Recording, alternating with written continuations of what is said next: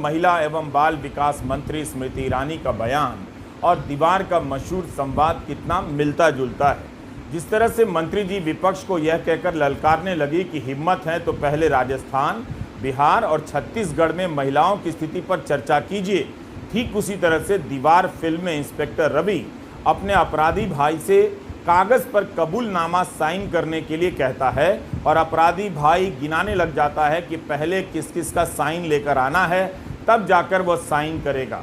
Copyright के नियम है, वरना स्मृति ईरानी का बयान और अपराधी विजय का बयान दोनों को एक साथ मिलाकर दिखाने पर पता चल जाता कि मणिपुर से पहले छत्तीसगढ़, बिहार और राजस्थान पर चर्चा की बात कहां से आ रही है। अगर मंत्री जी बिहार, छत्तीसगढ़, राजस्थान पर चर्चा चाहती हैं तो कौन रोक रहा है? इसकी पहल क्यों नहीं करती हैं और चर्चा शुरू कर दें। प्रधानमंत्री ने खुद मणिपुर की घटना को देश के लिए शर्मनाक बताया है, तब फिर उस पर चर्चा क्यों नहीं हो सकती है और प्रधानमंत्री क्यों नहीं जवाब दे सकते हैं। विपक्षी दल के नेता के रूप में राहुल गांधी मणिपुर जाते हैं और स्मृति ईरानी कहती हैं राहुल के जाने से आग लगी। 3 मई को राहुल गांधी मणिपुर नहीं गए थे, पूरा मई महीना नहीं गए, 29 जून को गए थे। 2 महीने बाद राहुल गांधी के जाने से वहां हिंसा कैसे फैल गई? कायदे से स्मृति ईरानी को यह कहना चाहिए था कि प्रधानमंत्री को मणिपुर जाना चाहिए था, मगर कह रही हैं कि राहुल गांधी ने मणिपुर में आग लगा दी। मणिपुर में 2 महिलाओं को नंगा कर उनके साथ जुल्म करने के वीडियो सामने आए हैं। केवल यही बात नहीं, 3 महीने से एक राज्य हिंसा की चपेट में है और हिंसा जारी है। तो क्या संसद में मणिपुर को लेकर चर्चा की मांग गलत है? प्रधानमंत्री से जवाबदेही की मांग गलत है? क्या मणिपुर की तरफ बिहार और राजस्थान में भी 2 समुदाय बंदूकें लेकर एक दूसरे के सामने हो गए हैं? मणिपुर में केवल महिला के साथ हिंसा का मामला नहीं है। स्मृति ईरानी का वह वीडियो देखकर कोई भी कहेगा, जो राज्यसभा में जिस तरह से कह रही हैं कि मंत्री जी काफ़ी गुस्से में हैं और ललकार रही हैं। बीजेपी के कुकी विधायक वुंगजागिन वोल्टे की हालत बहुत ख़राब है। टाइम्स ऑफ इंडिया की कंगन कालिता की रिपोर्ट है कि भीड़ ने उन्हें बहुत मारा, बिजली से झटका दिया। वुंगजागिन वोल्टे 3 बार से विधायक हैं, अच्छे खासे सीनियर विधायक होंगे, लेकिन उनकी ये हालत है। इस रिपोर्ट में विधायक के बेटे ने कहा है कि मुख्यमंत्री ने एयर एम्बुलेंस का इंतज़ाम तो कर दिया, लेकिन पार्टी की तरफ से कोई हाल लेने नहीं आया, सरकार ने भी कोई सहायता नहीं की। विधायक का दक्षिण दिल्ली के उनके फ्लैट में इलाज चल रहा है, 60-70 लाख रुपया खर्च हो चुका है, अभी और होना है। परिवार का मीडिया में बयान है कि उन्हें कोई मदद नहीं मिली है। मेरा बूथ सबसे मजबूत कार्यक्रम के तहत प्रधानमंत्री नरेंद्र मोदी बीजेपी के कार्यकर्ताओं को संदेश देते हैं, लेकिन यहाँ तो 3 बार के विधायक का हाल लेने कोई नहीं गया। ये हालत है। बीजेपी इतनी बड़ी पार्टी है, मान लीजिए स्मृति ईरानी के पास वक्त नहीं है, प्रधानमंत्री के पास वक्त नहीं है, दूसरे कई सारे नेता होंगे जिनके पास 1 घंटा तो होगा अपने विधायक का हाल जानने के लिए। क्या बीजेपी अपने विधायकों के साथ यही सब करती है? न्यूज़ लॉन्ड्री के शिव नारायण राजपुरोहित से बात करते हुए बीजेपी के कुकी विधायक हाउकिप ने कहा है कि अमेरिका जाने से पहले प्रधानमंत्री से मिलने के लिए समय मांगा, नहीं मिला, अभी तक कोई बुलावा नहीं आया है।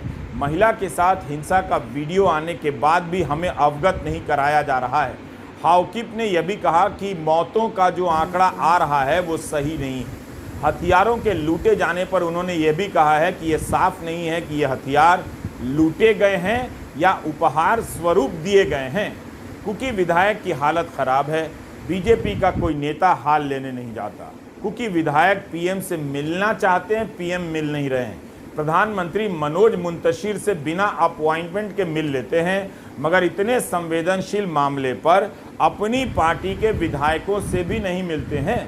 प्रधानमंत्री से अपील और सुनवाई की मांग केवल विपक्ष नहीं कर रहा, बीजेपी के विधायक भी कर रहे हैं और वहां की जनता भी कर रही है। प्रवीण कालिता की खबर तो देख लीजिए, 24 जुलाई के टाइम्स ऑफ इंडिया में छपी है। 28 मई को एक स्वतंत्रता सेनानी की विधवा को जिंदा जला दिया गया। उनके बेटे डॉक्टर एस इबोमचा अपनी मां के लिए इंसाफ मांग रहे हैं, प्रधानमंत्री से जवाब मांग रहे हैं। इबोमचा ने बताया कि जब हथियारबंद आतंकवादियों ने गांव पर हमला किया तो उनकी वृद्ध माँ भाग नहीं सकी। जब हम लौट कर गए तो देखा कि घर ही जला दिया गया है और माँ भी जलकर मर गई हैं। अब बेटा पूछ रहा है कि उसकी माँ को जिंदा जला दिया गया, प्रधानमंत्री क्या बोलेंगे? क्या ऐसा छत्तीसगढ़, बिहार और राजस्थान में भी हो रहा है? क्या मणिपुर के हालात की तुलना आप दूसरे राज्यों से कर सकते हैं? जिन 2 महिलाओं का वीडियो सामने आया है, उनमें से एक के पति कारगिल युद्ध में मोर्चे पर गए थे जंग लड़ने। उनका कहना है कि कारगिल युद्ध में देश की रक्षा की, लेकिन अपनी पत्नी की रक्षा नहीं कर सकी। क्या सरकार इस घटना का वीडियो सामने आ जाने से भड़क गई है, जिसके कारण मणिपुर चर्चा के केंद्र में आ गया है? यही नहीं, औरतों के साथ हिंसा की और भी खबरें बाहर आ रही हैं। राज्य में हिंसा का जो स्केल है, पैमाना है, उसे नज़रअंदाज नहीं करना चाहिए। महिलाओं के साथ हिंसा इसलिए भी हो रही है क्योंकि राज्य में नस्ली हिंसा चल रही है। प्रधानमंत्री ने राजस्थान के सीकर में विभिन्न परियोजनाओं का उद्घाटन किया, वहां गए। अब 2 दिनों के लिए गुजरात भी जाएंगे। मणिपुर में भी किसी राहत शिविर का उद्घाटन किया जा सकता था, या किसी राहत शिविर में तिरपाल या कूलर वितरण या मच्छरदानी वितरण का ही उद्घाटन कर देते, जिसके बहाने वहां के शिविरों में 50,000 से अधिक लोगों का हाल भी ले लेते और प्रधानमंत्री चले भी जाते। क्यों प्रधानमंत्री मणिपुर नहीं जाते हैं? संसद में मणिपुर पर जवाब नहीं देते हैं। फिर किस हिसाब से विपक्ष की मांग गलत है? क्या विपक्ष को यह मांग करनी चाहिए कि मणिपुर भले ही जलता रहे, प्रधानमंत्री का काम चलता रहे, वे सीकर जाते रहें, वे गुजरात जाते रहें, वे बिल्कुल बोलने की तकलीफ ना उठाएं? विपक्ष को क्या ये सब कहना चाहिए? क्या संसद को जानने का हक नहीं है कि प्रधानमंत्री के पास मणिपुर को लेकर देश को बताने के लिए क्या जानकारी है? कांग्रेस नेता पी चिदम्बरम ने राज्यसभा में कहा है कि इस सत्र में अभी तक मणिपुर को लेकर एक भी सवाल स्वीकार नहीं किया गया है, ना ही जवाब दिया गया है। ये वो सवाल हैं जो सांसद पूछते हैं। क्या यह माना जाए कि मणिपुर पर किसी ने सवाल ही नहीं पूछा होगा? 20 जुलाई से मॉनसून सत्र चल रहा है, क्या यह गंभीर मामला नहीं है? प्रधानमंत्री सदन में आओ, सदन में आओ, सदन में आओ, सदन में आकर जवाब दो, जवाब दो, जवाब दो। राज्यसभा सांसद संजय सिंह को निलंबित कर दिया गया है। वे कई दिनों से धरने पर हैं। उनके साथ विपक्ष के सांसद भी धरना दे रहे हैं। आज विपक्ष के सांसद काले लिबास में आए। विपक्ष चाहता है कि प्रधानमंत्री मणिपुर की हिंसा पर बयान दें। जब तक पीएम मोदी लोकसभा में मणिपुर में हुई हिंसा को लेकर बयान नहीं देंगे, तब तक विरोध प्रदर्शन जारी रहेगा। आज भी लोकसभा और राज्यसभा की कार्यवाही 2 बजे तक के लिए स्थगित कर दी गई। इस पर राज्यसभा में केंद्रीय मंत्री पीयूष गोयल ने कहा है कि दुर्भाग्य की बात है कि इतने गंभीर विषय पर राजनीति हो रही है। भारत की अस्मिता का सवाल है। अंतर्राष्ट्रीय पटल पर भारत की बढ़ती हुई छवि के बारे में विदेश मंत्री ने अवगत कराया है। सदन में काले कपड़े पहनने वाले ये लोग समझ नहीं पा रहे हैं कि देश की बढ़ती हुई ताकत आज क्या है।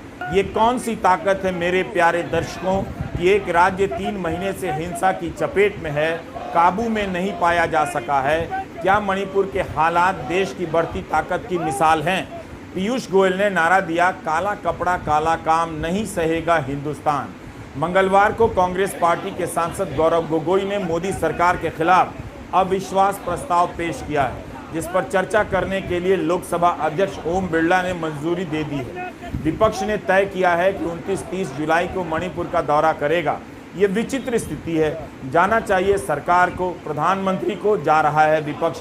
केवल व्हाट्सएप अंकिल ही बता सकते हैं कि कैसे यह सही है कि प्रधानमंत्री और महिला विकास मंत्री मणिपुर नहीं जाएं और विपक्ष के नेता जाएं।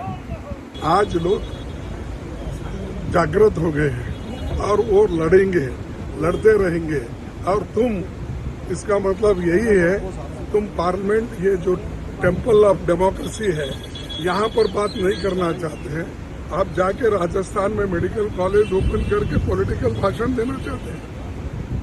जाके राजस्थान में मेडिकल कॉलेज ओपन करके पॉलिटिकल भाषण देना चाहते हैं। अविश्वास प्रस्ताव स्वीकार कर लिया गया है, तो क्या प्रधानमंत्री मणिपुर पर बोलेंगे? इस बीच मणिपुर की हिंसा का असर पड़ोस के मिजोरम पर भी पड़ने लगा है। मिजोरम में मणिपुर की हिंसा के खिलाफ और कुकी लोगों के समर्थन में काफ़ी बड़ी रैलियां निकाली गई हैं। अगर मणिपुर पर चर्चा के लिए राजस्थान की चर्चा ज़रूरी है तो कर लेनी चाहिए ताकि मणिपुर पर चर्चा हो। अपने एक ट्वीट में अशोक गहलोत मुख्यमंत्री ने लिखा है कि 6 महीने में राजस्थान की प्रधानमंत्री की यह 7वीं यात्रा है। 6 महीने में 7 बार प्रधानमंत्री राजस्थान जाते हैं, मगर प्रधानमंत्री 3 महीने में एक बार भी मणिपुर के लिए समय नहीं निकाल पाते हैं। 25 मई की यह खबर हिंदू अखबार की है। मिजोरम में कुकी जो लोगों की बड़ी रैली निकली। इस रैली में मिजोरम के मुख्यमंत्री भी शामिल हुए। राज्य के कई शहरों में कुकी लोगों के समर्थन में रैलियां निकाली गईं। मिजोरम के मुख्यमंत्री, उप मुख्यमंत्री और कई मंत्रियों ने इसमें हिस्सा लिया। दूसरे दलों के विधायकों ने भी हिस्सा लिया। इस रैली में केंद्र और मणिपुर की सरकार की आलोचना की गई कि अनुसूचित जनजाति की महिलाओं पर हमला हो रहा है। लोगों के हाथ में ऐसे भी बैनर थे जिसमें प्रधानमंत्री की चुप्पी पर सवाल उठाया गया था। मेघालय की राजधानी शिलोंग में भी रविवार को प्रदर्शन हुआ। इन तमाम खबरों को स्मृति ईरानी के तेवर से पीछे नहीं किया जा सकता। महाराष्ट्र के कई शहरों में मणिपुर में हो रही हिंसा के खिलाफ प्रदर्शन हुए हैं। लखनऊ में समाजवादी पार्टी ने कैंडल मार्च निकाला है। पंजाब कांग्रेस ने मौन सत्याग्रह किया है। आपने देखा मणिपुर में क्या हुआ और क्या हो रहा है, और आपको आश्चर्य होगा कि प्रधानमंत्री जी ने मणिपुर के बारे में एक शब्द नहीं कहा। उनको मणिपुर से कोई लेना देना नहीं है। वो जानते हैं कि उनकी विचारधारा ने मणिपुर को जलाया है, मगर जो मणिपुर में दुख है, दर्द है, तो महिलाओं को चोट पहुंची है, उससे नरेंद्र मोदी जी को कोई फर्क नहीं पड़ता। आज मिजोरम की सरकार, केंद्र सरकार और मणिपुर की सरकार की आलोचना कर रही है। मिजोरम के मुख्यमंत्री ने कहा है कि उन्हें केंद्र की सरकार से डर नहीं लगता है। ये हालत हो चुकी है पूर्वोत्तर में। जोरामथंगा की पार्टी MNF NDA का हिस्सा है, लेकिन मुख्यमंत्री ने कहा है कि NDA में होने का मतलब नहीं कि बीजेपी की नीतियों का समर्थन करते रहे। क्या इस पर चर्चा नहीं होनी चाहिए? क्या संसद के जरिए जनता को पता नहीं चलना चाहिए कि मणिपुर में, मिजोरम में और असम में क्या हो रहा है? टाइम्स ऑफ इंडिया में खबर छपी है कि मिजोरम से मैतेई लोगों का पलायन होने लगा है। कई संगठनों ने मिजोरम में रहने वाले मैतेई लोगों को राज्य छोड़ने की चेतावनी जारी की है। मिजोरम से 1000 मैतेई भागकर असम आए हैं। मिजोरम के पुलिस महानिदेशक का कहना है कि भय के कारण कोई नहीं भागा है। स्मृति ईरानी बिहार, छत्तीसगढ़, राजस्थान पर चर्चा चाहती है, मगर यहाँ तो मणिपुर की हिंसा का असर मिजोरम और असम पर भी पड़ रहा है। उसकी चर्चा कौन करेगा? अभी तक प्रचारित किया जाता था कि पूर्वोत्तर पर प्रधानमंत्री ने विशेष ध्यान दिया है, अलग से कोई खास नीति बनाई है, लेकिन इन नीतियों के बहाने PM का तमाम लेखों में गुणगान करने वाले लेखक आजकल नज़र नहीं आ रहे हैं। आपको कई खबरें मिलेंगी कि असम के मुख्यमंत्री हिमंता बिस्वा शर्मा भी मणिपुर को लेकर तमाम संगठनों से बातचीत कर रहे हैं। तब मुख्यमंत्री बीरेन सिंह ने उन्हें नहीं कहा कि मणिपुर के मामले में दखल ना दें, लेकिन मिजोरम के मुख्यमंत्री से कह दिया कि मणिपुर के मामले में ना बोलें। मुख्यमंत्री बीरेन सिंह मिजोरम में कुकी समर्थन में निकाली गई रैली से नाराज हैं। मुख्यमंत्री बीरेन सिंह कहते हैं कि म्यांमार की सीमा से आतंकवादी आ रहे हैं। मिजोरम के मुख्यमंत्री कहते हैं कि म्यांमार से जो हजारों शरणार्थी आए हैं उन्हें वे वापस नहीं भेजेंगे। बीजेपी के गठबंधन के मुख्यमंत्री बीजेपी को ललकार रहे हैं। दूसरी तरफ विपक्ष के मुख्यमंत्रियों के साथ किस तरह का बर्ताव चल रहा है आपको बताना चाहता हूं। राजस्थान के मुख्यमंत्री अशोक गहलोत ने आज ट्वीट किया कि माननीय प्रधानमंत्री श्री नरेंद्र मोदी जी, आज आप राजस्थान पधार रहे हैं। आपके कार्यालय PMO ने मेरा पूर्व निर्धारित 3 मिनट का संबोधन कार्यक्रम से हटा दिया है, इसलिए मैं आपका भाषण के माध्यम से स्वागत नहीं कर सकूंगा। अतः मैं इस ट्वीट के माध्यम से आपका राजस्थान में तहे दिल से स्वागत करता हूं। आज हो रहे 12 मेडिकल कॉलेजों के लोकार्पण और शिलान्यास राजस्थान सरकार व केंद्र की भागीदारी का परिणाम है।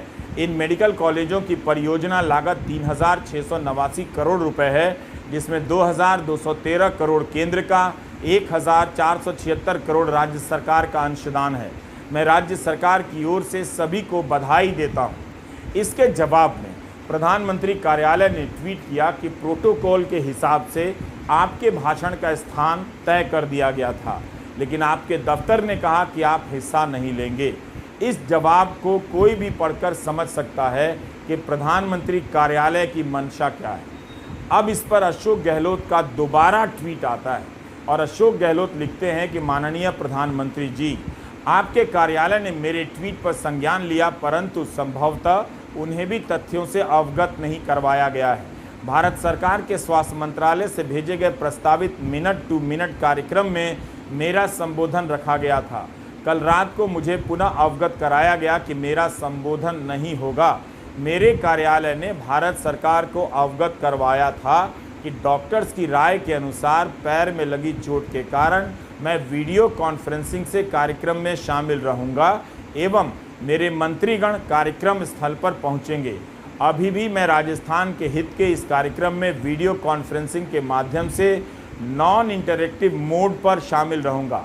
आपके संज्ञान के लिए पूर्व में प्राप्त मिनट टू मिनट एवं मेरे कार्यालय से भेजा गया पत्र साझा कर रहा हूं।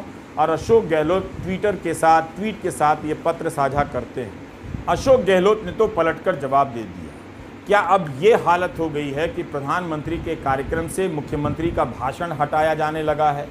विपक्ष आरोप लगा रहा है कि संसद में मणिपुर पर कोई सवाल नहीं लिया गया। विपक्ष के सांसद निलंबित हैं। इस बीच व्हाट्सएप यूनिवर्सिटी में मणिपुर को लेकर प्रोपेगेंडा वाले संदेश घुमाए जाने लगे हैं, जिसमें प्रधानमंत्री को मणिपुर के लिए काफ़ी कुछ करते हुए दिखाया जा रहा है। हाउसिंग सोसाइटी के व्हाट्सएप अंकिलों को लगता है कि समझा लिया गया है। अंकिलों ने लगता है इस थ्योरी पर यकीन कर लिया है कि मणिपुर में हिंसा इसलिए हो रही है क्योंकि ड्रग्स माफिया को ख़त्म किया जा रहा है। क्या आपको याद है कि बीरेन सिंह को हटाने की मांग हो रही थी? वे इस्तीफ़ा देने भी निकले थे, फिर लौट आए। इस्तीफे का अब कुछ पता नहीं, बस इतना पता है कि प्रधानमंत्री मणिपुर छोड़कर तमाम राज्यों के दौरे कर रहे हैं। सीकर जा रहे हैं, गुजरात जा रहे हैं। नमस्कार, मैं रवीश कुमार।